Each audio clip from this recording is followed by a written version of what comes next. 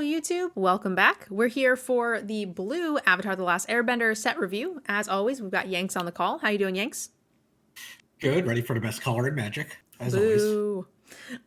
Today we're going to be talking about all of the blue cards and how they're going to perform in the average limited deck. That's both sealed and draft, so make sure you guys go back, check out the white set review if you've missed that. But let's dive right into the first blue card, which is a 2-mana lesson, Accumulate Wisdom. It has look at the top 3 cards of your library, put one of those into your hand, and put the rest on the bottom of it in a random order. Put each of those cards in your hand instead if there are 3 or more lesson cards in your graveyard. That feels good. Yeah, that's a crazy good benefit to having lessons. Trying to see with 2-mana instant speed draw 3. Yeah, I feel like this ability without that has always been sort of borderline playable. It's more of a cycle, a hand smoother, which is nice, but you don't tend to want to spend a ton of mana or time doing because it just puts you too far behind in like modern day limited. But the upside on this when you have a lot of lessons is quite high. And as we saw from looking at the white cards, there are a lot of very valuable white lessons. So I think that that's going to be true in most of the color pairings. I think lessons are going to be just spells that happen, instants and sorceries that you would run no matter what, that just happen to be lessons. I think this is going to be, it's going to have some major upside. For sure. You probably don't, you don't play this card, I think, without that effect. Or you do, it's one of your last, cards that you just live with because it cycles. Yeah. So rating wise, I think this is pretty good if you have any hope of running this. Like if you have 5 lessons in your deck, then you're like starting to get a little jazzed about playing this. Because again, it's not a bad card if you don't hit it. And when you do, it's going to be so much upside. It's going to be worth it. So probably 5 other lessons, right? Because it doesn't count itself. It doesn't, but I'm happy to have it. If I was saying 5 total is where it starts to become possible to trigger. Okay. Not that that's where it's good, but I'm saying if you don't have that bottom text, we were always saying that was like a 4.5 or a 5 anyway. Yep. Like filler playable. But then once you get to 5 total lessons, including this, you're like, okay, well, maybe there's something else here. And you can start to consider it more than just that very replaceable bottom tier card.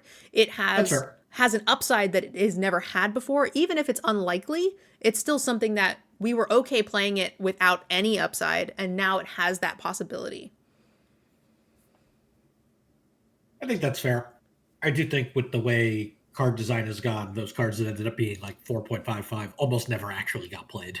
Yeah, I feel like that's true. The division of how good cards have gotten now, those cards have been sort of power crept out because every single card in the format is just a 5 or a 6, that you don't need those sort of filler cards to help cycle and get you into the better cards.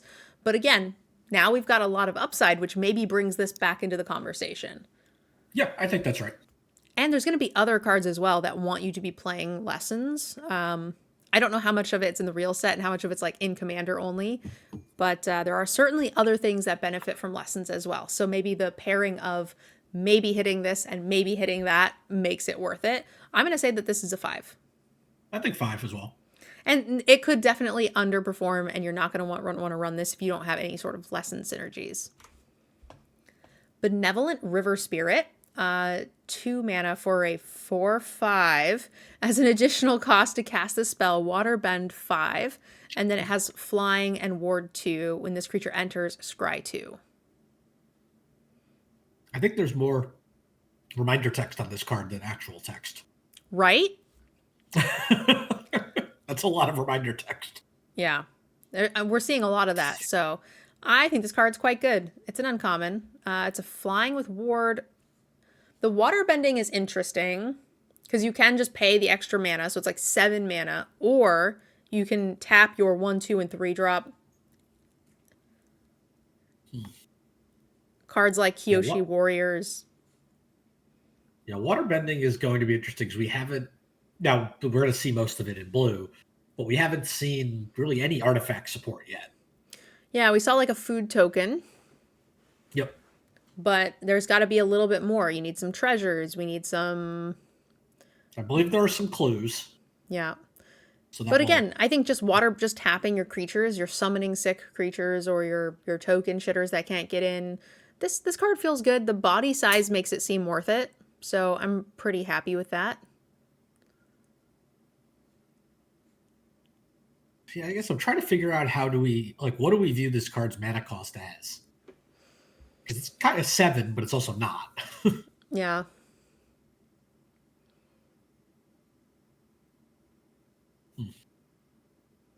I'm viewing it at like 4. Okay. I'm gonna assume I you. think I'm gonna assume you have like 2-drop, 3-drop, 4-drop, something like that, and that's without having any sort of like double token maker type things. yeah, if that's the case, and if you certainly are in a deck that can curve out like that, then yeah, I think this card is good. I think we'll have to see. I think white we could pretty much assume any white pairing is probably going to have the capability of doing that. We don't know that yet that about blue. Yeah. But yeah, I do think this card certainly is powerful, and it's an amazing mid to late game draw. Yeah. Um. Hmm. Rating wise, I don't think I'm cutting this. This feels like a card that can sort of carry the mid to late game. It's very reasonable to play. The ward is nice. The scry is nice. I'm going to say it's a 6. That seems about right. All right. Oh no, it's a flip card. I might not have the other side. It's not a flip card. Oh, good, good, good. That's just the lesson symbol. It's Gotcha. a lesson. Yep. Boomerang basics. 1 mana. Return target non-land permanent to its owner's hand. If you control that permanent, draw a card. That's what it is. Okay. I like the flexibility on that. I like that you get to, in response, bounce your creature in response to removal, draw a card. It cycles. It tempos them for very little. It's interesting to have an unsummon at sorcery speed. True. And you can't. It's sorcery speed, so you cannot tempo with removal. We do tend to see, especially if it's cheap, the non-land permanent ones as opposed to creature at sorcery speed a little. I don't like it as much. But true. I think it's fine because it is still a decent tempo play. You bounce a 5-drop for 1, but or if you're just trying to, if you're in that kind of airbending deck that wants to retrigger ETBs, but you don't have an airbending card that will let you do it and draw a card. I don't like it. It's sorcery speed. Sure. It's also a lesson, which we've already seen a card that cares about that. And I know we're going to see more of that in blue. I don't like it. Do you just not like it because the guy clearly does still need more help with his boomerangs? It doesn't really appear that it's coming back to him. Sokka's boomerang always comes back. But this is the basics. It's still learning. Boomerang always comes back. It just is the rule of law. Yeah, I think this card is fine. I don't like it, but whatever. It's a 5. I think I'm a little higher on it. I have it as a 5/5, mostly because I think the lesson stuff is gonna matter. Crashing Wave, 2 mana. As an additional cost to cast the spell Waterbend X, tap up to X target creatures, then distribute 3 stun counters among tapped creatures your opponents control. Okay. So for 2, and then you tap down X creatures, or tap down X things, and then you get to tap down X of their things, and then distribute stun counters on those. So it can just be your lands, it can be your other stuff, but you don't have to stun counter your own things. So that's nice.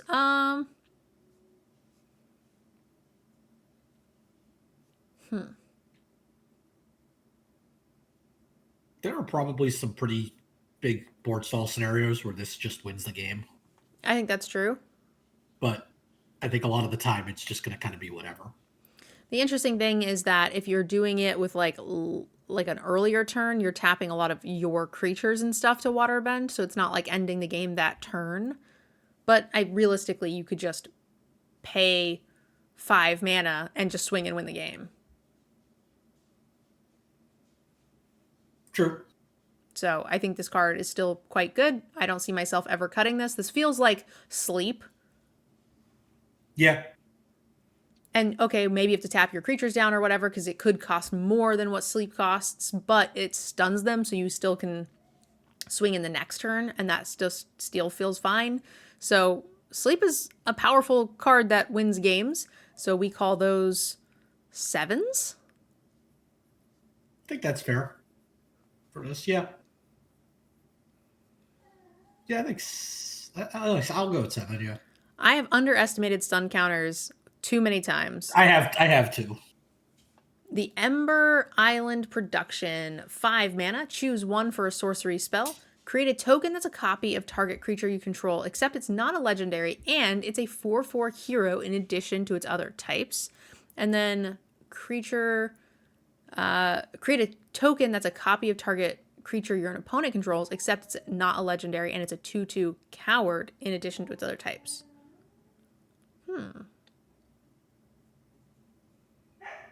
Oh, Hammy's angry. I think he's trapped downstairs.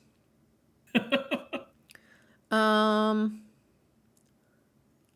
mana for this ability at sorcery speed feels underwhelming.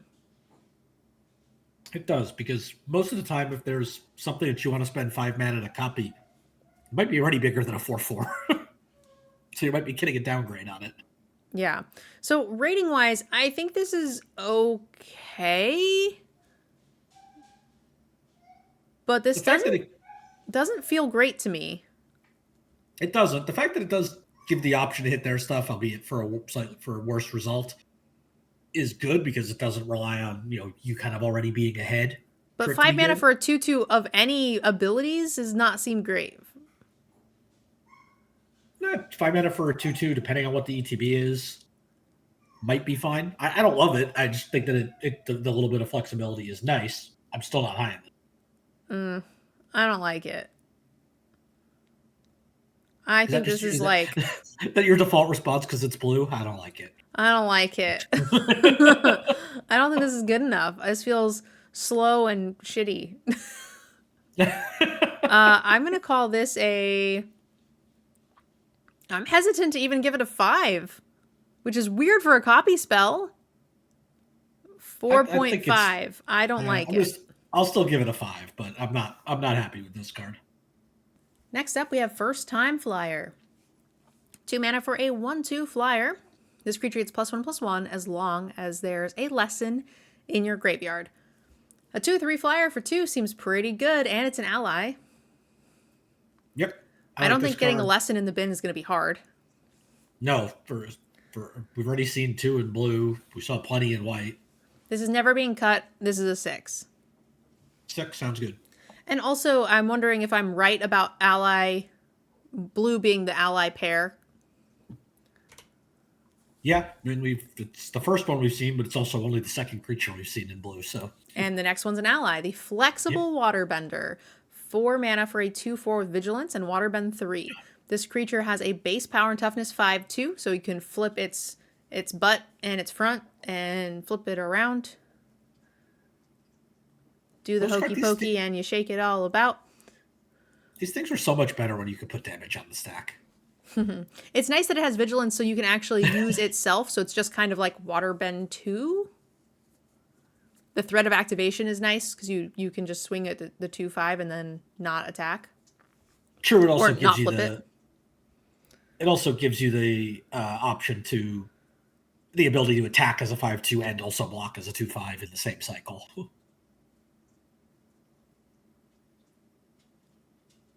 Yes. It took me a second. I was like, you can't waterbend twice with the same card. I just spaced out a little bit. This is nothing special. It is an ally, but I think this is very cuttable. Even though it has Vigilance, I'm going to say this is like a 4.5. I'm hoping I have more impactful 4-drops. Agreed. All 4-drops are off. 4 is often a spot where it gets crowded. Forecasting Fortune Teller. 2 mana for a 1/3 ally. When this creature enters, create a clue token. So this is a double water bending card, which automatically I think makes it really, really good. and gives you card draw when you need it. So this feels like, I don't know, 6? 6 seems good. Also, kind of cute with clues is you can tap them for waterbending and you can still sacrifice them that turn. Yeah, because They clues do they not don't tap. tap to sacrifice. Yeah.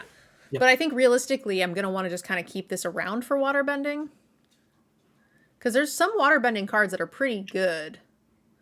Yep. Didn't we see like a waterbending 5 get like cards out of your deck? You look at the top 4 of your library. Yeah, that was a waterbending ability, right? That was waterbend 5, yeah. So I mean, I feel like the clue is just gonna be really valuable anyway. I'm pretty sure there's a waterbend 20 somewhere in here too. And for 2 mana, you're gonna be blocking all the ally tokens. This feels great to me. Agreed. I like it as a 6. 6. Yeah, it's still a 1/3 for 2. Yeah, but it makes a clue. Yeah. Oh yeah. That's why I'm just saying that's why it's not higher. The Geyser Leaper, a 5 mana 4/3 with flying and waterbend 4. Draw a card, then discard a card. That feels less exciting. Yes, it feels expensive loot. It's an expensive loot, but like waterbending, so you could just like end of turn tap some stuff that you didn't have tapped, and that's fine. Yep. Flying, it's a little pricey, but 4 power flyers are hard to find, so this feels very fine. So 5. 5, yeah. I think that 5 drop slot, 4 and 5s I've seen look to be like they're getting pretty chunky. So Agreed. I think this is just not going to make the cut a good number of the times. That's fair. Giant Koi, 6 mana for a 5/7 with waterbending 3. This creature can't be blocked this turn. That seems good. And it has island cycling. 6. Yeah, I like this card a lot. The 3 mana for an to turn 5 power creature unblockable is pretty nice. Yeah. Plus, they're fun to ride. Giant Koi are? Mm-hmm. The Elephant Koi. Why is it not called an Elephant Koi? Oh. That's what they are in the show? Yeah. Weird. Anyway, we like island cycling. 6. Agreed. 6. Gran. Legendary 1 mana 1/2 ally. Whenever Gran becomes tapped, draw a card and then discard a card. So very good for waterbending. Whenever non-creature spells you cast cost 1 less to cast, as long as there are 3 or more lessons in your graveyard. So then this is that benefit for playing those lessons that we talked about. She's really good with waterbending anyway, because she loots, she's fine mana, she's a relevant creature type. Everything about this card is coming up green lights for me. So very low impact, but very well-rounded. 5. That sounds about right. The looting not only synergizes with waterbending, but also can just get those lessons into your yard without casting them if you want them there faster. Also, it's just going to be such a great main board against any deck doing ally tokens. Exact. Yeah. Sure. The 1/2 will annoy the hell out of them. Gran's just like, what's up, ally?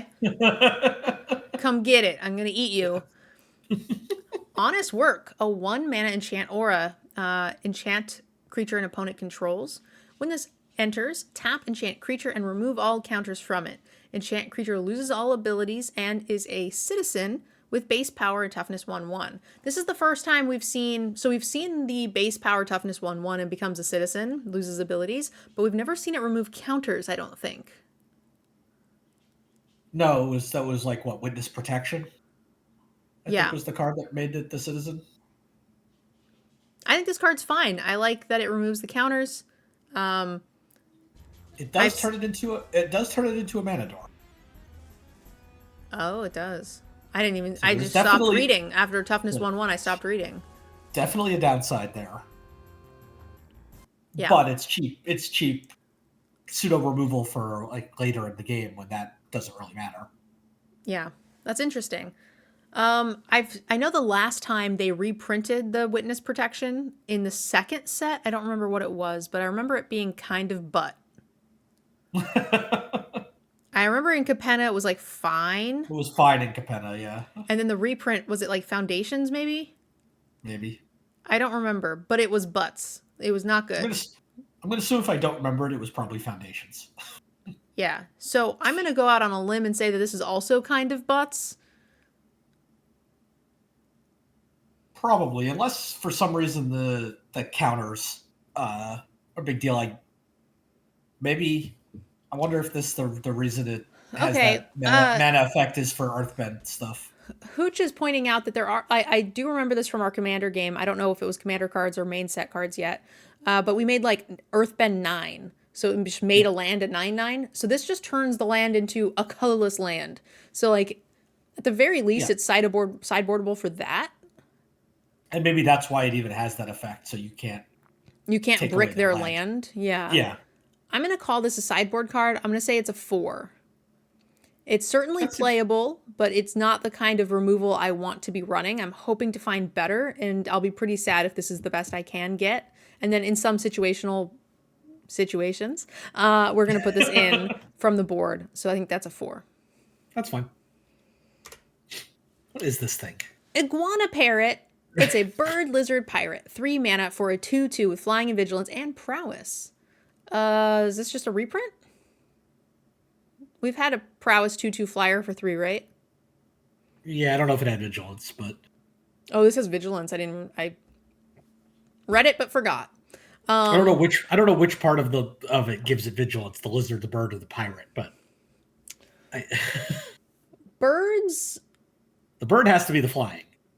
Yeah, and the lizard is the pirate. That's the lizard not helpful. Is the pirate. Birds, yeah, I don't know.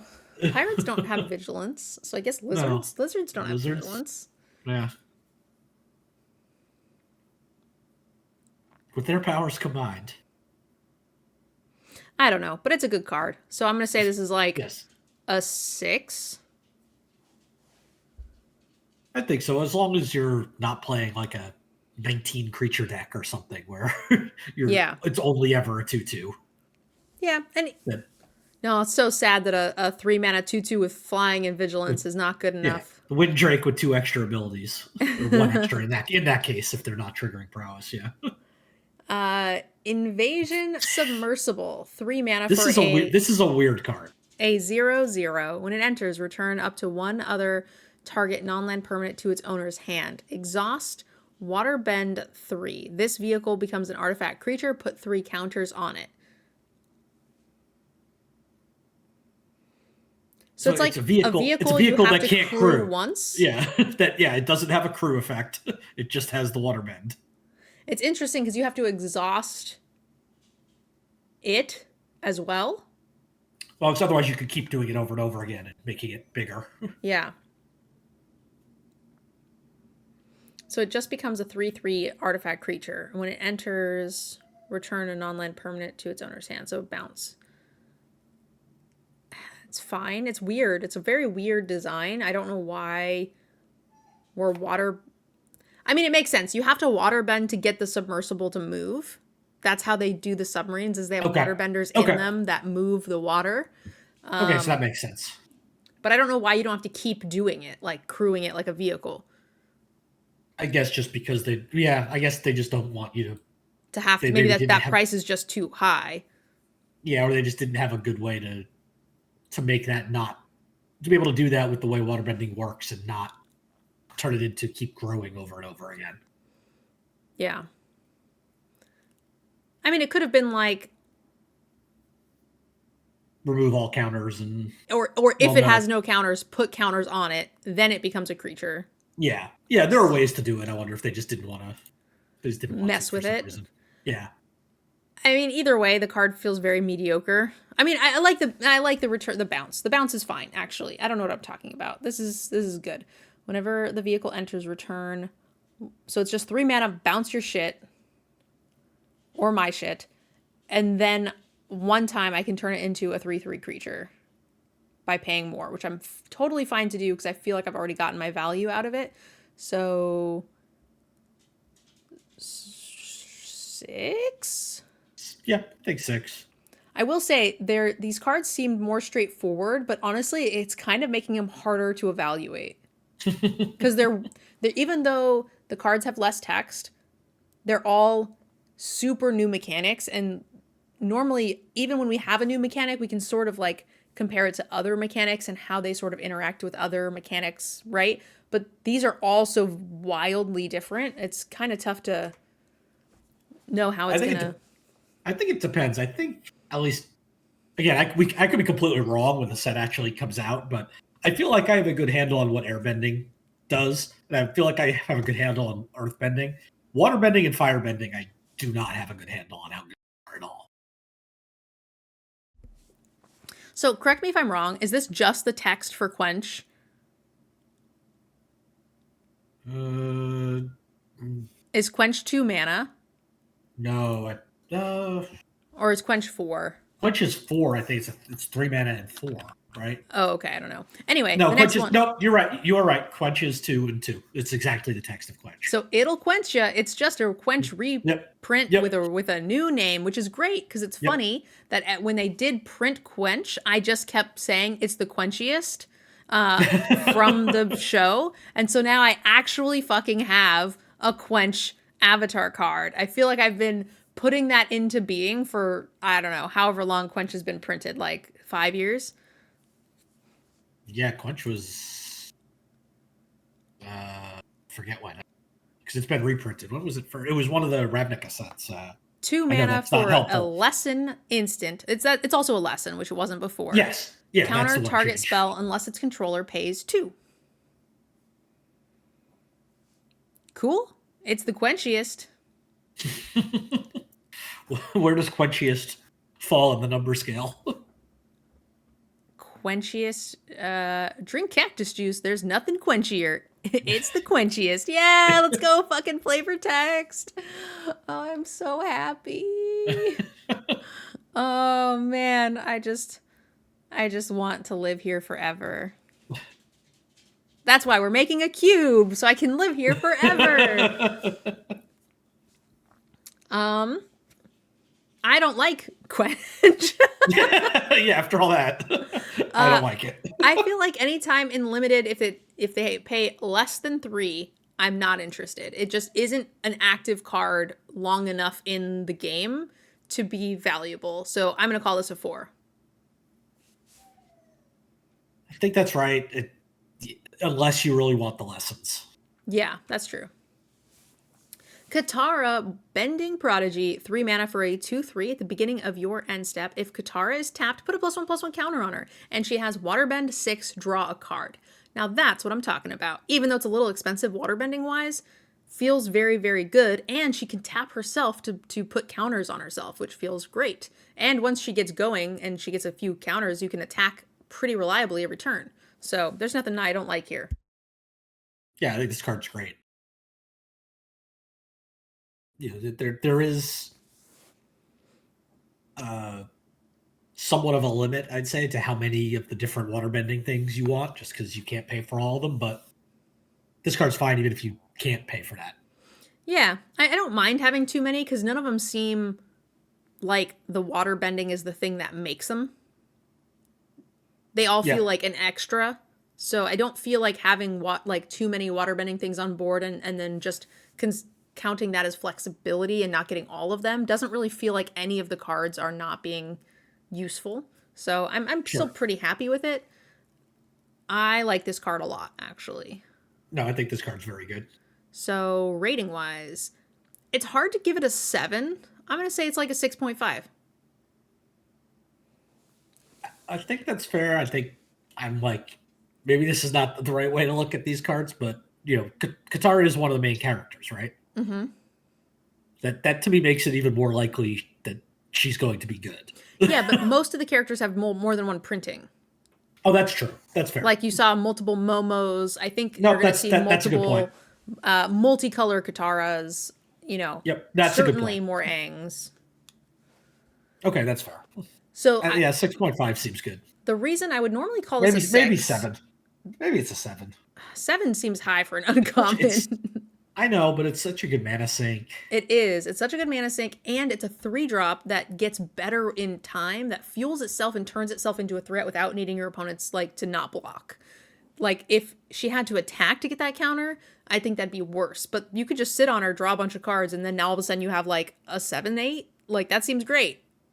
Yeah, I mean, one thing if you could only do it on her own cost, like, oh, I can't pay 6, but you could pay a Waterbend 3 somewhere else. Exactly, and then I tap her mean, get counters. Yeah, I think you she's could, very very good, but I'm hesitant to go all the way to a 7, but she might be. yeah, I like it as a 7, I think. Knowledge Seeker, a 2 mana 2/1 Fox Spirit with Vigilance. Whenever you draw your second card each turn, put a +1/+1 counter on this creature. Whenever this creature dies, create a clue. So that's nice. Vigilance is cool. Clues are cool. Draw extra cards. It's gonna get a little bit bigger, but I don't think it needs to get super Yeah. big for this to be crazy. And I don't think I'm willing to say it can get super big and give it a No, boost. agreed. So it's just like a 5. Like a 5. I don't see Yeah, why we wouldn't play this. agreed. Blue a lot of times is looking for 2-drop creatures too, so. The Legend of Kurok. For chapter 1 and 2, you get to scry 2 and draw a card. And then you can flip it and transform it into a 4/3 that Yanks is about to read to us. Avatar Kuruk, 4/3 Oh no, I have legendary. Great, this one I have. Excellent. You can still Well, read I'll it. still finish reading it. 4/3 legendary creature Avatar. Whenever you cast a spell, create a 1/1 colorless spirit creature token with this token can't block or be blocked by non-spirit creatures. And it has exhaust Waterbend 20. Take an extra turn after this one.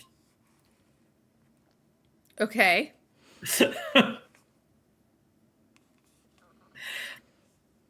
Well, God, I'd love and say if you have enough stuff to be waterbending 20, you're probably going to win the game anyway. It's not that much, right? It's like 6 lands and I guess that's a lot. 14 And 14 ally tokens. Yeah. Listen, in Commander, it's not that much, okay? I'm trying to think of what the flavor here is. Kurok, scry and draw, okay, waterbender-esque. I like that the art here has Ko on it, because Ko, he's the one that does deal with Ko or interact with Ko. We don't quite yet know how yet, but we were hopefully going to get a Kurok book. But he fights spirits. He's sort of the avatar that like goes to war kind of against the spirits. So it's weird that he creates 1/1 spirits. Creates them. Yeah. I'm sucking at the flavor of the I'm not doing my job very well here. I feel like I should know these cool interactions, and there's very little we know of him from the show, right? Like he's the go with the flow avatar. That's what you meet him for a split second in the show. You do get a lot of knowledge of Kurok from the Kyoshi novels because she's the avatar after Kyoshi, or Kyoshi's the avatar after him, and he kind of fucks up a lot and leaves Kyoshi to deal with it. And the avatar before him was Yang Chen, which everybody loved. And so Kyoshi kind of hates him for how he left things, and then everybody admires Yang Chen. Okay. But yeah, he doesn't make spirit. He deals with he hunts down spirits. Like he's like a water bending spirit hunter. And like yeah, I'm reading some stuff about him right now, and yeah, it's what you're saying is all right. Like he just murders them, like rightfully so. It's he goes after the spirits that are trying to break into the human world and kill humans and disrupt humans and stuff for good reason. But we don't know that. Like Kyoshi doesn't know that for a very long time. But anyway, I don't know why he's making spirits. He should be murdering them. He should eat spirits. He should like tap to destroy a spirit or something. Yeah, I guess they were trying to figure out a way to get him associated with spirits when they're like aren't spirits in the set. Really, in the set, yeah, for sure. I mean, I guess there's benevolent river spirit, but that's the only one we've seen. So and it makes sense, right? If he's the only, is it right that he's like the only one that's kind of really fighting them or dealing with them? So the avatar is the bridge between the two and is supposed to represent them both sort of harmoniously. And you see Yang Chen sort of side with the spirits and try to broker peace between the spirits and the humans. And so he's the only one that we know of that's actively fighting them. Sometimes the spirits are out of line and the avatar does have to fight them, but the same thing goes for the humans. So the Okay. avatars, they're supposed to be an equal representative for both and side with one or the other. But specifically, Kurok fights and kills many, many spirits because this is the thing that nobody knows is Yang Chen fucked over the spirits and the spirits are mad. Okay. And so she left him with a legacy of spirits that are very, very angry and feel betrayed and feel like they've lost their homes or their lands or whatever. And so now they want revenge effectively. And so they go like sort of mad and they go like relentlessly to try to kill and destroy human stuff. And so he has to kill them to stop them from doing the thing. So but Okay. again, none of that's in the original stories. That's all just in the Kyoshi books. And you don't learn that until the very end. You spend the entire 2 books kind of just hating Kurok. Because you throughout the whole story, he's like a drunk who's like chasing women and like and always fucked off. Like his avatar group, like all avatars have their little followers, the Aang gang or whatever, and he just like pieces out and they don't know where he left, and he leaves for like weeks on end, and so everybody like kind of hates him, and Kyoshi thinks that he was a huge fuck up that made her job super hard. Turns out he was fighting those spirits and he had to do it alone. Makes sense. Yeah. Anyway, sorry, this card. Anyway, do we like this card? I think the first 2 yeah. sagas are good. The backside seems fine, and like making a 1/1 every time you cast any spell seems good. Any spell, yeah. And it's 1/1, like, mostly unblockable. Yeah, it's a kind of a drawback, right? Like they can't be blocked, True. but they also can't block. Yep. Yep. Yeah, I like this card. I think it's like a 7. Yeah. Those 1/1s are gonna get pretty nasty. I'm gonna go a little higher, 7.5. I think this is better than the Katara. Okay, that's fair. The Lost Days. Why is Momo blue? Am I crazy? Is this like the dress that could be gold or blue or whatever, and like it's actually a white Momo on a blue card? Anyway, No, I think it looks kind of blue, or just shadows. 5 mana for a lesson. The owner of target creature or enchantment puts it into their library second from the top or on the bottom. You get to create a clue. So that helps go into your waterbending. It cycles effectively. It is bounce removal, which I like more than straight up bounce, because Agreed. it's card parity as opposed to most bounce spells, which is card disadvantage. So I think this card's very good. It's a lesson. We've seen 2 things that care about other lessons here in blue. So this seems to be the lesson archetype and ally, because everything is a dang ally. I like this card. I'm not gonna cut one of these super often. I would say this is a 5. I think it's a 5. You're not cutting the first one. You're not going to play the second one too often just because it's a 5 mana spell. But there will be times you will. Someone said it could be a different lemur, but the Lost Days is an episode about Appa, and it has Momo constantly looking for Appa, and the flavor text says at every step his friend was just out of reach, because you have Momo going through a bunch of different stuff trying to find Appa and ultimately coming up short. So it's definitely Momo. You agreed 5? Agreed. Master Paku, 2 mana for a 1/3 ally with prowess. Whenever Master Paku becomes tapped, target player mills X card, where X is the number of lesson cards in your graveyard. Cookie card. Cookie card. Let's go, cookies. So if I mill someone out with this, I get a crumble cookie. It's Sunday night. I get to look. Are the cookies good? Oh no, the cookies won't be. We'll change again before this is out. Yeah, because oh no, I get to play. Nope. I get to play on Wednesday. Oh, okay. So The streamer early access event is on Wednesday. So I mean, let's just see here if there are any delicious cookies. I could buy one ahead of time. Oh, Snickerdoodle sold. Snickerdoodle in. so in. I'm going on Monday to buy some cookies. That way I'll try to mill somebody out with this card. It's a prowess 1/3 for 2. We like those cards. This is like a 6. Yeah, I think that's right. Even if you have like 3 lessons, which is going to be super easy, any deck, you could actually mill someone out with this, especially it's whenever he becomes tapped, so you could just keep paying waterbending and mill your opponents out. That's wild. True.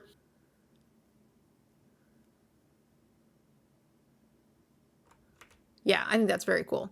The Mechanist, 3 mana for a 1/3 ally. Whenever you cast a non-creature spell, create a clue. Wow, that's water bending awesomeness. You can also tap him until end of turn. Target artifact you control becomes a 3/1 construct artifact creature with flying. Holy shit. This is target clue becomes a 3/1 flyer, basically. Yeah, and you make so many clues, which is going to enable all of your air bending or water bending, which makes like water bending 6 not feel so bad. Holy shit, this is excellent. This is definitely pick oneable. It doesn't win games on its own, but it certainly is going to win. Like, it doesn't come down and win games, but it's going to give you so much long-term value that it certainly will win games. This is an 8. Yeah, this is one of those cards where they're like, people will spend their removal on something else because it's like, oh, I'll deal with that later, or I'll deal with that later. And by the time they do, they've already lost. And they're out of mana. Yeah, like out of removal. This feels... Yeah, you've gotten like 4 extra cards out of it, a few extra hits in. Exactly. Like, it's going to do 9 damage reasonably easy, right? Yeah. All right, you like 8? I do. North Pole Patrol. 3 mana for a 2/3. Untap another target permanent you control. Waterbend 3. Tap target creature and opponent controls. It's actually kind of Waterbend 4 because you have to tap itself. Yeah, true. I think that's still fine. Nothing special. I like waterbending. I like having a lot of waterbending. I like that you can untap your own stuff, so you could like untap the Mechanist and have 2 3/1 flyers for that turn. Yeah, I mean that's a lot of freaking damage, man. It feels filler-ish. This is pretty replaceable. I'm going to say this is like a 4.5. It's going to make the cut. It's going to be a well-rounded thing, but I'm seeing a lot of really premium 3-drops. I think it's an uncommon, though. I feel like I'm missing something. I feel like at an uncommon, this should be a bit better. I think anything that is outside of green that can ramp you is always going to be at like uncommon. Since this could untap your lands. That's true. It can untap lands. I didn't even think about that. I was only thinking about creatures. So that's my thought, is that like if blue-green, which sometimes it is like a rampish archetype, that's a pretty good spot for this. Is it constantly tapping down opponent's creatures a white thing? It is, but it's some color pair archetypes will break color norms based on the synergies, and tapping down creatures is very waterbending-esque, which I think is like the Azorius color pair. So I think that is true, and it does tend to stay there, but it does lean into whatever the color pair that matches it is.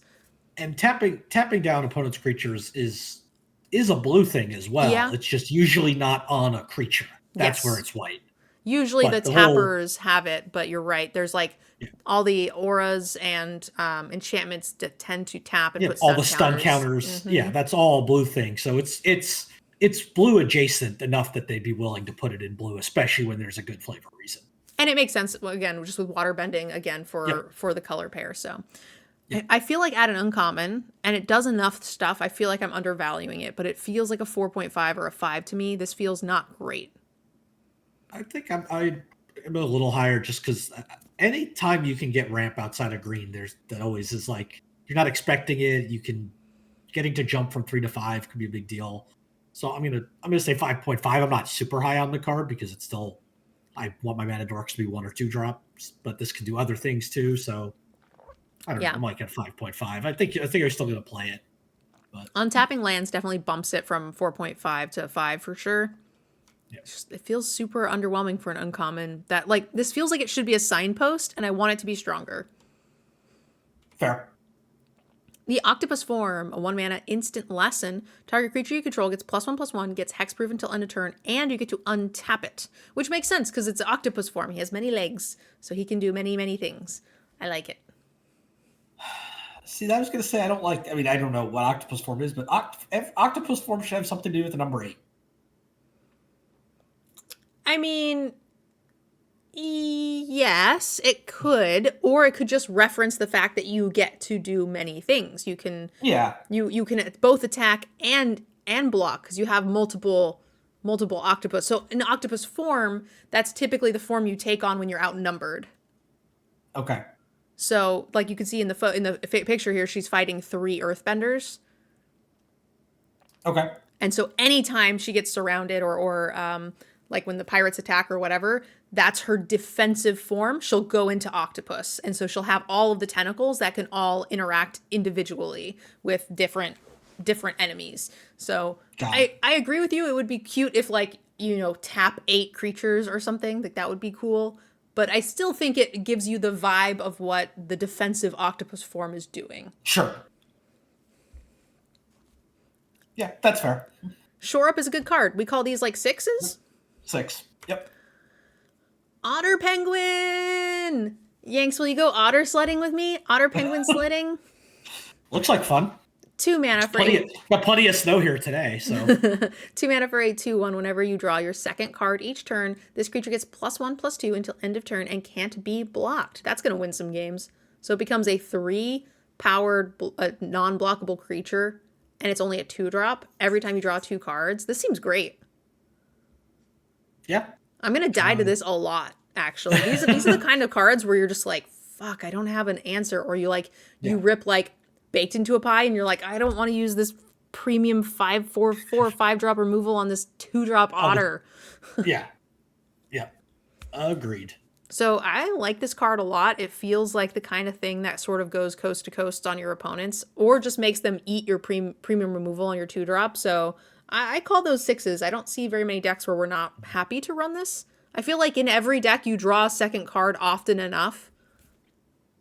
In blue. I think just that in blue, yeah, for sure. I do think people should just make sure, remember that draw a card has a specific meaning. For example, things like the very first blue card we saw, Accumulate Wisdom, does not draw cards. It just puts them into your hand, and that doesn't count. But we have seen multiple looters. We have. I just make sure that that's a kind of an effect that people don't realize sometimes. It does not count as drawing a card. As opposed to like damage and losing life. They both can do the same thing or changing life, but I think this is a 5. It's going to be good in any deck in blue, which it is in, so that's fine. And then it has the upside of if you are drawing cards, which feels like a whole archetype, probably is it or something. If you are in that archetype, it's going to play up 6.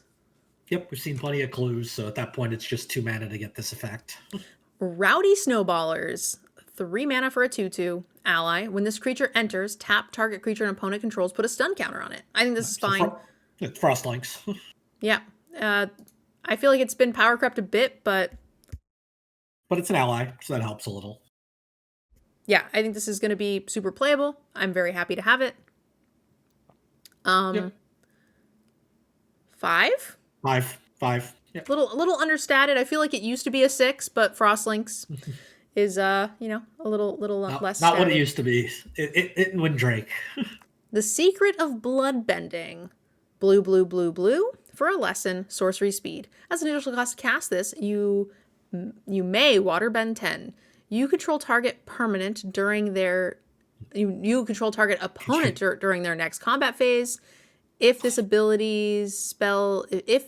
spell's additional cost was paid, you control that player during their turn instead. Exile the Secret of Bloodbending. So if you waterbend 10, it's Mindslaver. Yeah. If you don't, you just control their combat. Well, so their combat phase, interesting. This feels more oriented towards like Commander. Oh yeah, I mean anything anytime you get a cast a cost of blue, it's not often made. It's not made for limited.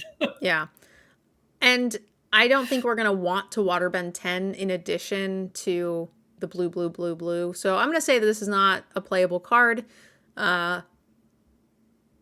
It seems fun. I wish I could Bloodbend in Limited, but it makes a lot of flavor sense that Bloodbend does this mechanic, and I don't want this to be super accessible in Limited anyway. So I think this is a well-designed card, and I'm glad it is not in Limited, but I am sad to see that I can't play it. However, in 2HG, you get to control both of them. What?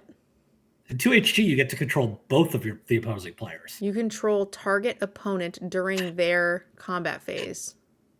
I only know that because I'm looking at the release notes, and it specifically says that in the cards section. But it says target opponent. It specifically says, in a two-headed giant game, gaining control of a player causes you to gain control of each player on that team. Holy shit. I hope I open this. I'm playing a 2HG on Sunday. Okay. Okay, if I do, I get a cookie. I would have thought the exact same as you, that that's not how it works, but it specifically says it that way. I guess the idea is that you share a combat. So technically it is your guys' combat you share. So then it's both. True, but I mean, it's for the whole, even if you do it for the whole turn, it's still... Yeah, it's worded weirdly. Yeah. I mean, everything where it's controlling another's turn gets weird rules-wise, but... Yeah. I'm glad bloodbending is a thing in the game. I'm glad that flavor, it makes a ton of sense. You bloodbend your opponent. I wish it was something weaker that I could enjoy playing in Limited. Fair. But bloodbending should not be weak, so I'm glad that it isn't. This is a 1. Agreed. Serpent of the Pass. 7 mana for a 6/5. If there are 3 or more lesson cards in your graveyard, you may cast this as though it had flash. This spell costs 1 less to cast for each non-creature, non-land card in your graveyard. Wow. So if you can cast this, if you can cast this as if it had flash, it's a 4-drop at most. Yes. And I think realistically, it's only a 5-drop. Yeah. Like you're gonna have 2 instants or sorceries, or artifacts. Yeah, it says non-creature. Non-creature, non-land. Yeah, so even like the aura that you blow up and Yep. put into your bin, like there's a ton of stuff that will count. This is very, very good. We've seen looters. Yeah. We've seen mill. Yeah, we have seen some mill. So I think this is very solid. And it's going to be pretty nasty in a lesson deck, which I'm getting more and more excited about as we go through this. Agreed. I'm seeing some more lesson payoffs. I think that it's going to be a very, very fun deck. This is going to be a split card. I think you're going to be kind of in for lessons and a lot of instants and sorceries. What's the 5/5 that's very similar, where it's like a Haymaker and Is It, but like kind of unplayable and everything else? It's like Tolarian Terror. That's right. Tolarian Terror. Yep. Thank you so much. So this feels like a split rating, probably a 4 or a 7 in that deck. I'm not even sure I'm as low as a 4, because I feel like you said, at worst, it's probably a 5-drop. Like, yeah. And a 5-mana 6/5 is fine. Yeah, I'm wondering, because it's in blue, I'm thinking like there are just enough decks in general that don't have enough spells for that to be a guarantee, but blue should. Yes. Enough cyclers, enough like divination effects. So I think you're maybe right. Looting. It's probably just a 5 and a 7. Yeah. Because in my head, I was just thinking about like how many instant sorcerers are, how many non-creature spells are in exactly in just the average deck, but this is blue, so you're gonna guarantee yourself that side of it. So yeah, I like it at a 5 minimum. Yeah, I mean, I have like 19 of those in my deck, so, and 1 Serpent of the Pass. Sokka's Haiku. 5 mana for an instant lesson. Counter target spell. Draw a card, then mill 3 cards. Untap target land. This is my favorite card in the set. Just because of the way they worded it. It's a haiku. It should be wrong though. Oh, was it supposed to be in the So they get into like a haiku battle, and at the end he does it and he's wrong on the last line.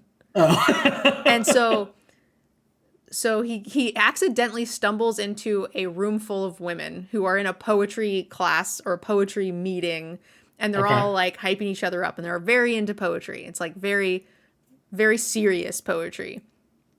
And he says a haiku and like is like, this is easy, and all the girls are giggling and kind of fawning over him, and he's having a great time. And then so the teacher is like, it's almost like a rap battle, but it's a poem haiku battle. Yeah. And then at the end, he does it in a way that it sounds correct, but it's actually wrong. Okay. And then all of a sudden, he goes from having all these girls giggling and fawning over him for like 3 of his haikus to then kicking, like he gets kicked out like physically and falls on his face. It's very funny. But yeah, he messes it up at the end. That's funny. So yeah, I think I think it should have been just off the haiku to be extra good, flavor wise. But I was so when I was like skimming through this book, I'm like, why is that written that way? That looks really weird. Okay. I think this is cool because there are tons of cards that want you to have a lot of non-creatures in your graveyard. So this is going to counter, replace itself, fuel the rest of what blue wants to be doing, and then untap a land, which is nice. And there is a rare cycle of land that makes creatures that do all sorts of stuff, but it also just makes it cost 4 if you have any other interaction, maybe. I think the untap a land once you've paid this is the least exciting thing, but the draw card mill 3 is nice. Untap target land was how do we come up with a harmless ability that fits blue and has 5 syllables? Yep. So rating wise, I think this is fine. It's a pretty expensive one, but I like that middle line of replace itself and fuel all of your other synergies. I think seems pretty good and important to me. Still a really expensive counterspell. It is. So I am going to call that 6. I would play one of these pretty regularly. One, yeah. I wouldn't play 2. I think 6, especially if, as we're hoping, the format is not lightning fast. Yeah.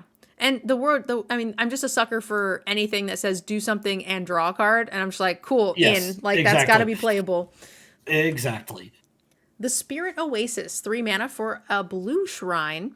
When the Spirit Oasis enters, draw a card for each other shrine you control. Whenever another shrine you control enters, draw a card. So unlike the blue one, or unlike the white one where it's playable on its own, this one's not. No, this one isn't unless you're going to be able to, like, airbend it all the time. Yeah. In which case you probably have better things to do than just spend 2 to basically you turning it into a clue then, right? 2 mana draw a card. Now I am happy to play this if I also have the white one. Sure. And then the idea is like, okay, it's just a cycle card that then gives me an additional round of +1/+1 counters if and when I ever find the thing. And then again, like you said, airbending is nice. So it's got some bonuses, but I don't think it's exciting by any means. This is a 4, not something I'm looking to play in the average deck. Absolutely not. 4 but is right. Something that you can play, doesn't hurt anything. Yep. Spirit Water Reveal. 3 mana for a sorcery. As an additional cost to cast this, you may waterbend 6. Draw 2 cards. If the additional cost was paid, instead, shuffle your graveyard into your library, then draw 7 cards. You have no maximum hand size for the rest of the game. Excuse me? That feels really cheap for that. It feels very cheap. It's not even shuffle your hand into your library and redraw 7. It's just draw 7. Plus you get your graveyard back. That feels wild. Because you get to keep all your other cards, and waterbend 6 plus 3 mana is really not that bad. That's something I would expect to be at least like 10, like we saw earlier. Yeah, if not more. Something that feels more unattainable, but this feels super strong. I mean, we saw waterbend 6 draw a card. Yeah, and that felt fine. Yeah. And this is waterbend 6, draw an additional 7 cards or 6 cards and don't oh no, only 5, sorry. Only 5 extra cards and don't mill yourself out. Yeah, this is. I'm confused by this card. Yeah, this feels too good. It doesn't win. It's very slow. Sometimes it'll be too late, but I think it's an 8. Yeah, I think so too. I mean, at worst, it's divination. I mean, harder to cast because it's double blue, but Not enough to that's deter that. me. Yeah, that's not the end of the world if you have to play it as divination. But that's very very strange Yeah, that they put that effect there. that's a very big effect. It's a rare, but I think it's a very good card. The 0% chance you are not running this. It's an 8 because it'll win the game, albeit not. If you're behind, it doesn't help you, right? You have to spend an entire turn. You have to tap your Yes. blockers. Yep. But in any sort of parity, or when you're ahead, or on top deck mode, when you both get down to like zero, there's plenty of games where you have 0 cards in hand and 0 things on board. You trade your final 2 creatures, and you're like, who draws better? You, right? Like Yeah. this is just a very very cool card. Teo Spirited Glider, 4 mana for a 1/4 flyer. Whenever one or more creatures you control flying attack, draw a card, then discard a card. Whenever you draw a non-land card this way, put a +1/+1 counter on target creature you control. Whenever you discard a non-land card, I was like, draw? That's weird. How do you prove that? I like this card a lot because there are multiple cards that when you draw a second card, you do a thing, and he will Yep. trigger this. So it's a good enabler for a lot of what blue is trying to do. The filter itself is excellent. It's an ally. He's a flying creature that blocks well. I think there's nothing I don't like about this card. 6. Yeah. He doesn't have to attack if you have something else with flying Yep. that can attack.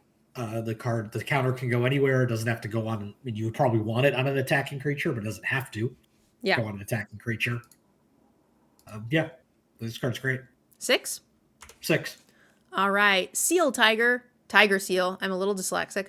1 mana for a cat seal with vigilance. It's a 3/3. Whenever at the beginning of your upkeep, tap this creature. Whenever you draw your second card each turn, untap this creature.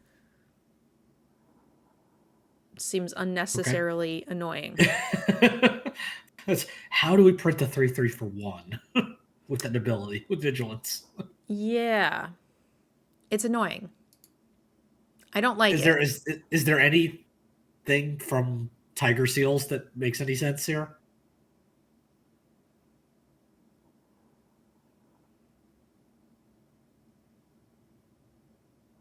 No. Okay. So maybe there could be a flavor thing. I mean, if you can reliably draw your second card, you've got a cheap 3/3, but you're not going to be able to do that till later in the game. So And why does it, like, it has vigilance, it can attack, and then it can block, but then they tap it, and you have to draw your second card.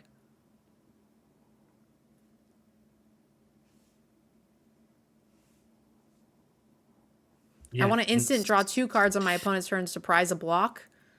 That's a lot of freaking work for a rare, man. I'm going to say boo. I think there's going to be a deck highly synergistic where you're like, yeah, this is now fine to play, but still, it's not that exciting. It's a lot of No. hoops to jump through for a 3/3. or something I could just get for like 2 and a white. Exactly. So I'm going to say this is boo. It's a 3. And Yep. even the deck that's very happy to run it, of which there's only one, and it needs to be a very good version of that deck, it's still not very exciting. Agreed. Ty Lee Chi Blocker. 3 mana for a 2/1 with flash and prowess. When it enters, tap up to 1 target creature. It doesn't untap during its controller's untap step for as long as you control Ty Lee. I like that. She's blocking the chi. She makes it so they can't waterbend, so they can't use their abilities and things, which is cool. So very on flavor. And Ty Lee's cool. I like that she has flash and prowess. The rate seems fine. She's also an ally, which seems weird. Why is she an ally? She's a bad guy until literally the last episode. She becomes an ally.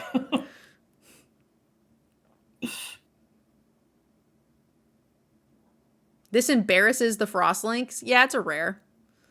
Yeah. Yes, it feels very good.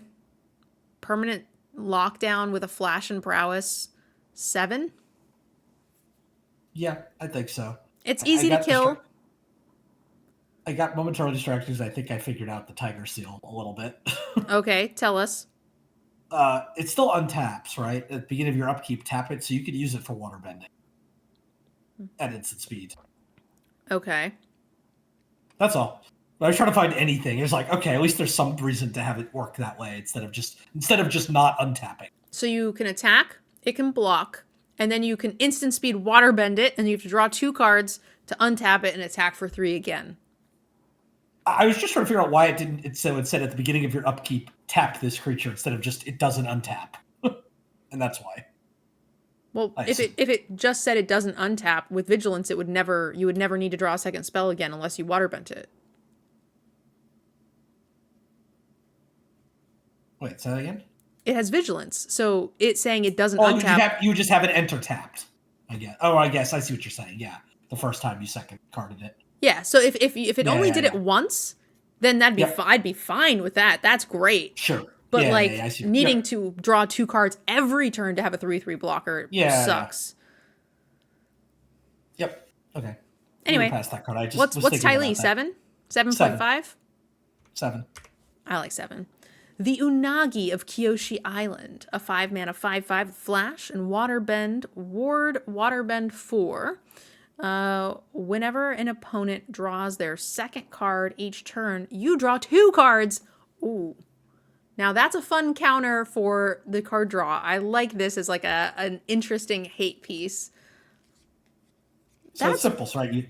You have your Tiger Seal, and they attack, and they try to draw their second card, and you flash this thing in to draw 2 cards and untap your Tiger Seal.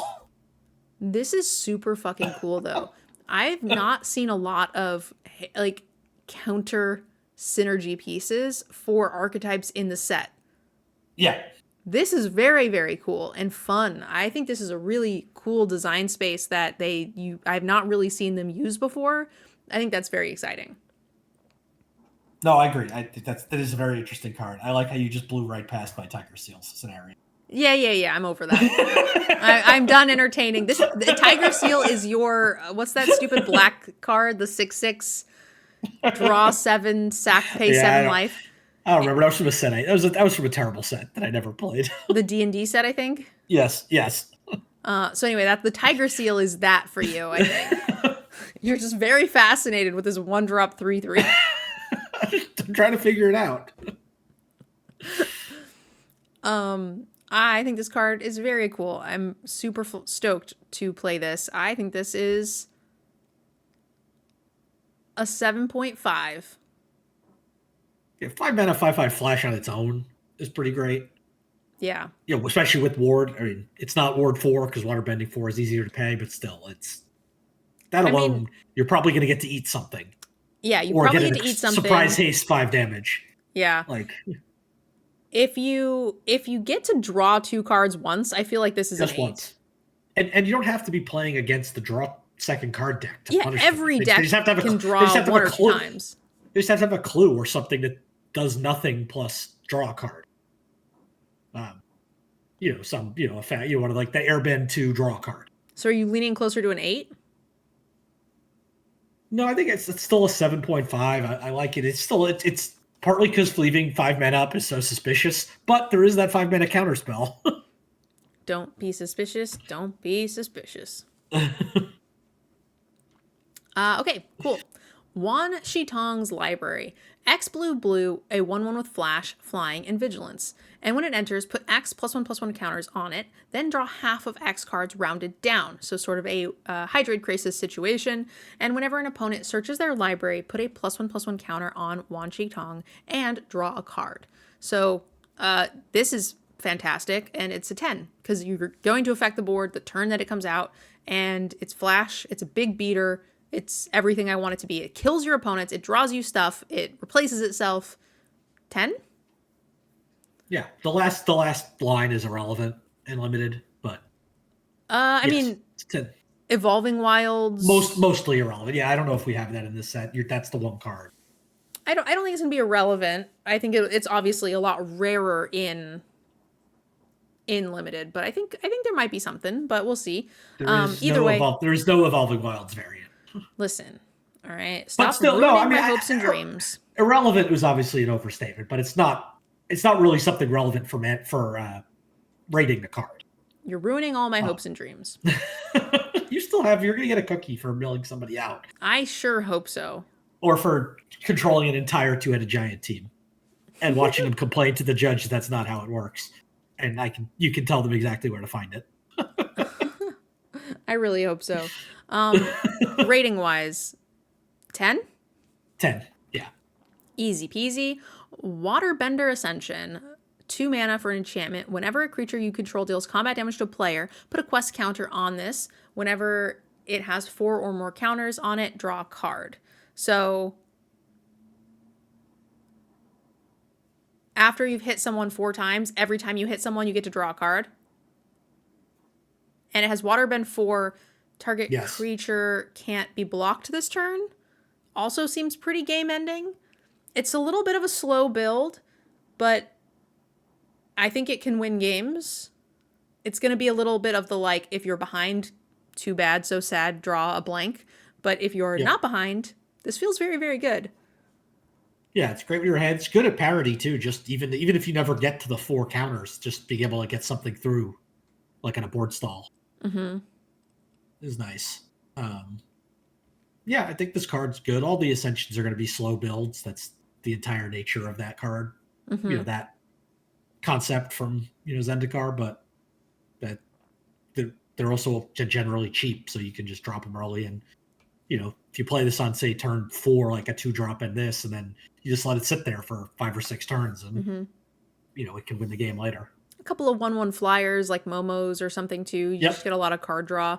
I will say this is sort of like an averagey card because the unblockable could just end games. It also could be played and never activated and doesn't do anything. So I'm going to call this like a 6. It's something you definitely want to play, but its power level will be very swingy dependent on, your state of the game. So it's got a very wide ceiling and floor. The Ascensions also, like, unless they're ones that are really hard to trigger, they kind of function in a way, and this is going to sound weird, but they function in a way like Planeswalkers in that they contort the game to be about what's going on in the Ascension. A lot of times, like, it changes the way your opponents will block. It changes the way your opponents will do, in this case, like, will play because of what you've put on the battlefield. Yeah, that's true. So rating-wise? I think it's still a 6 because it's a little bit of a weird combat damage trigger is a little bit of a weird one in blue, but blue does have evasion, which helps. So, Waterbending Lesson, 4 mana for a sorcery speed, draw 3 cards, then discard a card unless you waterbend 2. I don't hate that at all. 3 cards for 4 only, but then you waterbend a creature or 2. I think this card is good, pretty reasonable. Yeah, especially with the lesson subtype. I wouldn't even hate it if it was just draw 3, discard 1. Yep, agreed. But this is much better. Rating wise, I think this is super playable. I'm gonna play it for sure. 6. Yep, 6. Waterbending Scroll, 2 mana for an artifact. 6 and tap, draw a card. This ability costs 1 less to activate for each island you control. So I think it's pretty reasonable to assume that you're gonna have 3 islands like mid-game. By the time you want to start spending mana to mana sink to draw cards, you'll have 3 islands. Yes. Yeah. And artifacts can be tapped for waterbending. Is that true? Yes. So, yeah. So you play this on turn 2 knowing it's not a dead card. It's fueling all of your other stuff. And then in the late game, you're just ripping cards off the top. I think that's excellent. I think I'm playing this card. Obviously, it's a little iffy if you don't care about waterbending and you're not at least half blue, but I think the average deck will be one or both of those things when you're playing blue. So, 6? 5.5? I like it at 6 just because it's going to be so easy for us to, not even super late game, but like late-ish game, be 1 or 2 mana. Yeah. Like... Watery Grasp, 1 mana for an enchant aura. Equips a creature. Equipped creature doesn't untap during its controller's untap step. And Waterbend 5, enchanted creature's owner shuffles it into their library. This So is a similar to the white one. is it a bad removal spell? I think this is okay removal. I mean, shuffling it into their library is effectively removing it. But they could get it back eventually. So if it's their bomb, that sucks, as opposed to the white one that doesn't. The Yes. white one stops it from attacking or blocking. This one, if it's not tapped, it can still block forever. And if it's not, if it is tapped, they've already hit you once with it, so you can't really stop it until they've already gotten a chance to crack you. This feels substantially worse. Yes, it's got some upsides too, though. It's cheaper. It doesn't let them use it more than once for waterbending like the other one would. It could shut off abilities if they're tap abilities, which the other one doesn't. Worse.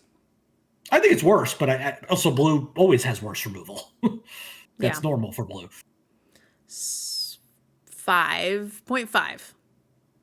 I think I'm 6. I'll play this card.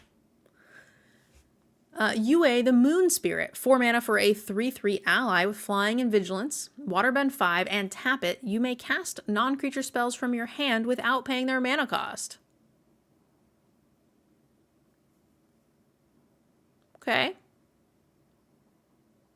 Yeah, I mean that's expensive, but it also will, sometimes allow you to play things because you don't have actual mana, but you have waterbending mana. Yeah. It doesn't get around timing restrictions. Nope. Which makes me less happy to do this, because that means tapping 5 stuff and 6 things, and she herself is a 3/3 flyer. I feel like I'm going to be wanting to get busy if I have that much. She has vigilance. Oh, she has vigilance. Okay, that's a little bit better. Yeah. I was like, why are you giving me this like solid body that I want to be attacking with, and implying that I have a ton of permanents on board, and then suggesting that I don't hit them in the face? I don't we're not speaking the same language here. But okay, tap a couple of the allies. Okay. It's fine. It's fine. It's still a 4 mana 3/3 flying vigilance is okay on its own. And like Simic is probably going to get to do some nasty stuff with this. Yep. Yeah, someone said second main phase. That's true. It's just like the color pairings, like tapping 5 permanents is a lot. Tapping 6 permanents is a lot of permanents. And so like I feel like in most color pairings that's not Simic, you could just pay the mana. It is kind of free that she has vigilance, and I'm sure there's going to be 1 or 2 creatures you can't attack with, but then you have to assume you don't want to block with them as well. Like it's a big requirement, and you have to be playing something pretty big to not just outright want to cast it instead of holding those blockers. So I think she's solid. We're not playing her. Yeah, I think she's like a 6. Yeah. I'm willing to give her a little bit bigger of a benefit of the doubt, because we saw in both colors like some pretty strong 6 drops, like the Appa and like the snakes. So 6.5, I think she's going to have some use. It'll let you cast Secret of Bloodbending without having to have 4 blue sources. That's true. But then how are you going to, is it 10? Yes. Also, yes. And I'm not even sure you're able to do that.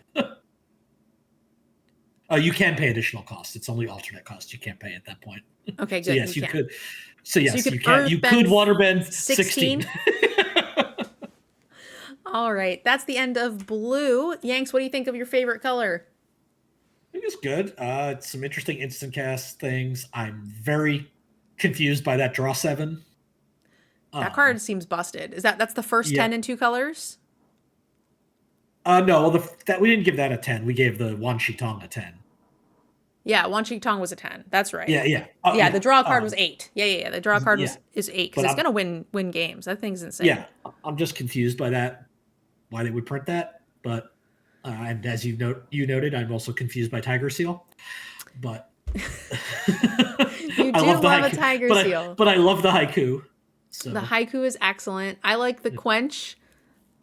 I've been saying it's the quenchiest for like a decade since they printed quench. And so now I'm super happy that I actually have the quenchiest. The quenchiest. All I right. think that serpent is really good. Oh, yeah. A power crept terror.